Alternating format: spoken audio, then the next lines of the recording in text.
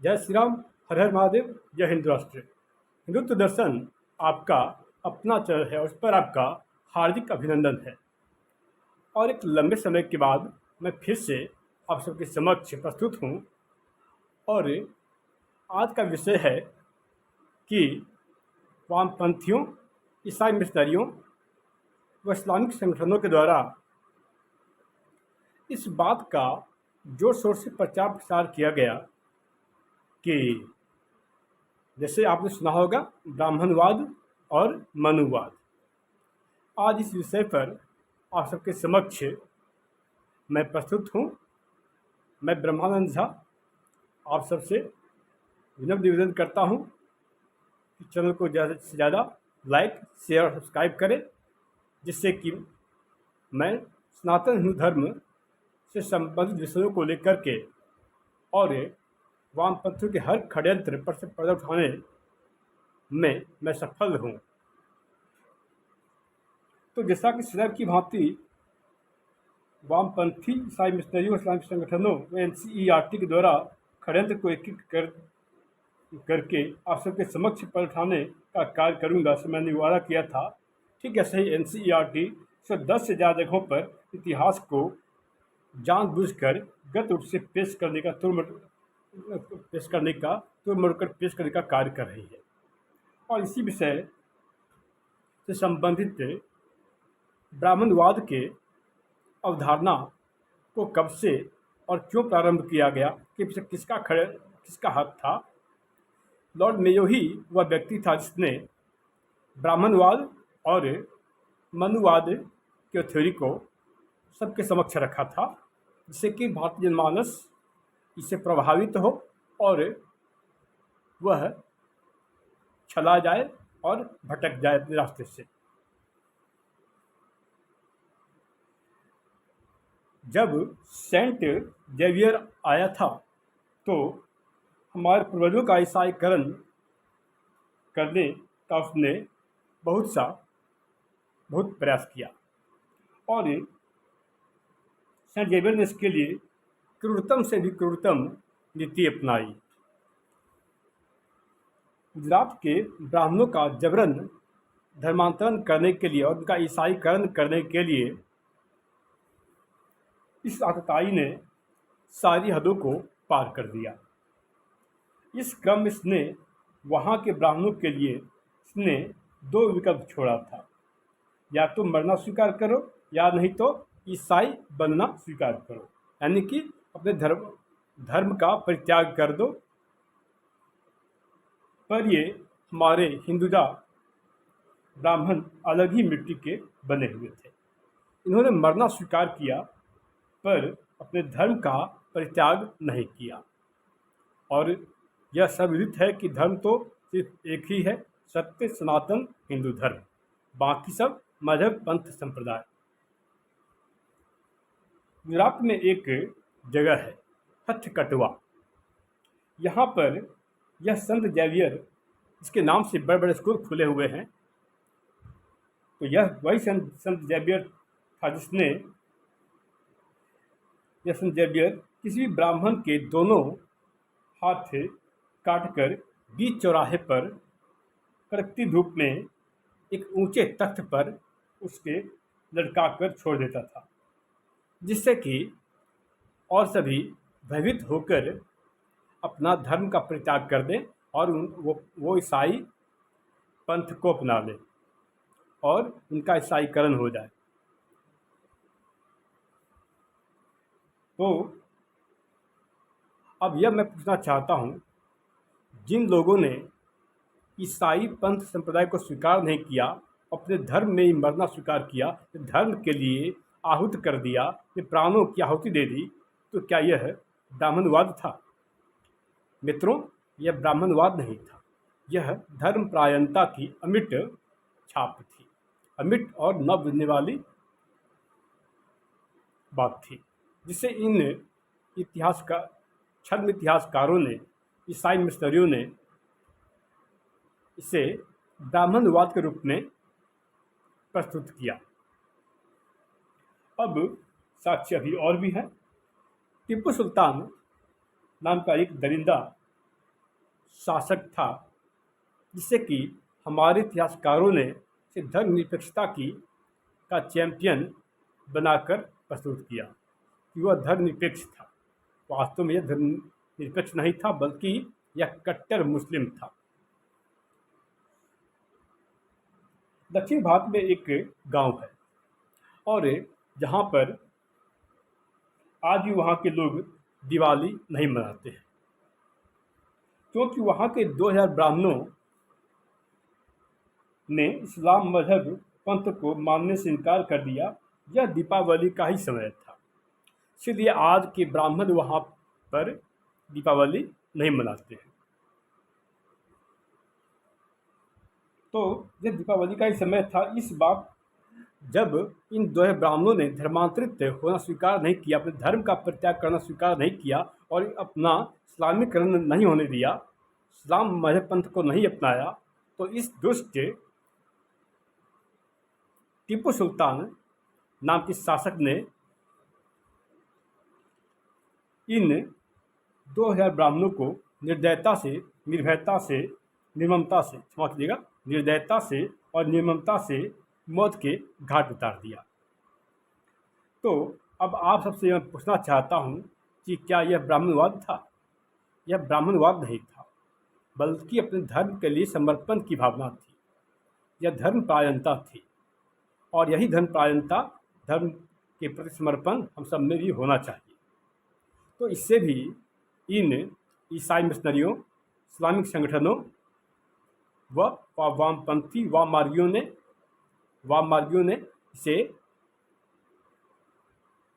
ब्राह्मणवाद का नाम देकर के इसे बदनाम करने का कार्य किया और हमारे इतिहास में इसे विकृत रूप में पेश किया। साक्ष्य अभी और भी हैं। इस मैकाले की नाजायज औलादों को मैं चुन चुन कर जवाब दूंगा। अब आता हूँ सन 1348 ईस्वी में पालीवाल ब्राह्मणों ने मोहम्मद गजनवी की सेना से युद्ध किया, जो कि भुलाया नहीं जा सकता। यह युद्ध विक्रम संवत 1348 ईस्वी में हुआ था। अगर इसे ग्रेगोरियन कैलेंडर के हिसाब से देखा जाए तो यह सन 1291 ईस्वी में हुआ था। 1291 ईस्वी में हुआ था। रक्षाबंधन के दिन राजस्थान के पालीवाल ब्राह्मण वीर वीरांगनाओं ने अपने प्राणों की आहुति दे दी, अपने आप को धर्म के लिए आहुत कर दिया, लेकिन अपना इस्लामीकरण नहीं होने दिया। उन्होंने अपने धर्म का परित्याग नहीं किया। तो इन लाखों ब्राह्मणों ने अपने आप को धर्मांतरित नहीं होने दिया, अपने धर्म के लिए मरना स्वीकार किया, धर्म में मरना स्वीकार किया। तो उन वीर पालीवाल ब्राह्मण विद्वानों का रक्त से सना हुआ 84 मन जनेऊ, जी हाँ 84 मन जनेऊ और 100 मन चूड़ा आज भी धौला चौतरा स्थान पर आज भी विद्यमान है। तो क्या यह ब्राह्मणवाद था? जी नहीं, यह राष्ट्रवाद की व धर्मपरायणता की अमिट उज्ज्वल प्रज्वलित लौ थी, जिसे इन वामपंथियों व लॉर्ड मेयो की नाजायज संतानों ने ब्राह्मणवाद का नाम देकर इसे कलंकित रूप से पेश किया और इसे गलत रूप से, विकृत रूप से पेश करने का कुकर्म किया। तो सत्य इतिहास यह है, ब्राह्मणवाद था ही नहीं, इसे ब्राह्मणवाद के रूप में पेश करने का कार्य इन लोगों ने किया। अब और भी साक्ष्यों की मैं भरमार कर सकता हूँ और साक्ष्यों पर ही मैं बोल रहा हूँ। अगर ब्राह्मणवाद था तो बाबा भीमराव अम्बेडकर के गुरु कौन थे? वो भी एक ब्राह्मण ही थे। इन्होंने इन्हें शिक्षा देकर इन्हें सुसभ्य और इन्हें अच्छे संस्कार दिए, जिसके बल पर यह भारत के प्रथम विधि मंत्री बने। अगर ब्राह्मणवाद था तो डॉक्टर भीमराव अम्बेडकर ने जो दूसरा विवाह किया था, उन्होंने दूसरा विवाह शाश्वत ब्राह्मण नाम की कन्या से किया था। और इन्हें पढ़ने के लिए एक क्षत्रिय शासक गायकवाड़ ने इन्हें विदेश भेजा था पढ़ने के लिए, कानून की पढ़ाई करने के लिए। आप यह बताएं, क्या यह ब्राह्मणवाद है? इसे ब्राह्मणवाद नहीं कहा जा सकता। अगर ब्राह्मणवाद होता तो एक ब्राह्मण ने ही से शिक्षा देकर इन्हें दक्ष निपुण बनाया था और उन्हें अपने कला में उन्हें प्रवीण बनाया था।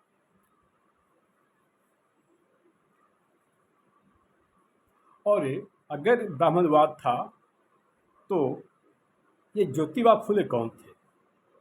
ये ज्योतिबा फुले, जिन्हें कि महात्मा ज्योतिबा फुले का पुकारा जाता है, इन्होंने ही सत्यशोधक समाज की स्थापना की और गुलामगिरी की रचना की। तो यह ब्राह्मणवाद तो नहीं था। इससे ब्राह्मणवाद की संज्ञा देना सरासर गलत है। अब और भी साक्ष्य इससे प्रमाणित किया जा सकता है कि ब्राह्मण था नहीं, बल्कि इन लोगों का एक बहुत बड़ा षड्यंत्र था। जब गोपाल पाठा अर्थात गोपाल मुखोपाध्याय ने डायरेक्ट एक्शन डे का प्रतिशोध लेने के लिए शस्त्र धारण किया और शस्त्र धारण करके लाखों करोड़ों हिंदुओं की सामूहिक नरसंहार से उन्हें बचाया, उनका सामूहिक नरसंहार नहीं होने दिया, तो क्या यह ब्राह्मणवाद था? यह ब्राह्मणवाद नहीं था, बल्कि अपितु राष्ट्रभक्ति की प्रज्वलित धारा व धर्मपरायणता की अमिट अनुपम व न बुझने वाली प्रज्वलित धारा थी, क्योंकि धर्म व राष्ट्र की रक्षा से बड़ा कोई धर्म हो ही नहीं सकता। अर्थात धर्मो रक्षति रक्षितः और स्वधर्मे निधनम श्रेयः एवं राष्ट्र सर्वोपरि अस्ति। यह संस्कार उनमें थे और इसी संस्कार की हमें आवश्यकता है यदि हम अपने माँ भारती को विश्व गुरु के रूप में पुनर्स्थापित करना चाहते हैं। तो अब आप ही बताएं, क्या यह ब्राह्मणवाद था? इसका उत्तर आपको मिल गया होगा। अब और भी आगे साक्ष्यों को मैं प्रस्तुत कर रहा हूँ। क्या जब मंगल पांडे ने 1857 के आंदोलन में अंग्रेजों के विरुद्ध शंखनाद किया था, तो क्या यह ब्राह्मणवाद था? नहीं मेरे हिंद देश के वासियों, मेरे आर्यावर्त देश के वासियों, आर्यों, यह माँ भारती के सपूतों या ब्राह्मणवाद नहीं, अपितु यह धर्म व राष्ट्र के प्रति समर्पण की भावना थी और इसे धर्म परायणता व राष्ट्रभक्ति कहा जाता है। अभी लॉर्ड मेयो की नाजायज औलादों को मेरे द्वारा और भी साक्ष्य दिए जाएंगे, जिससे कि यह प्रमाणित होगा कि ब्राह्मणवाद की अवधारणा को गढ़ने वाला लॉर्ड मेयो कितना बड़ा झूठा और मक्कार था।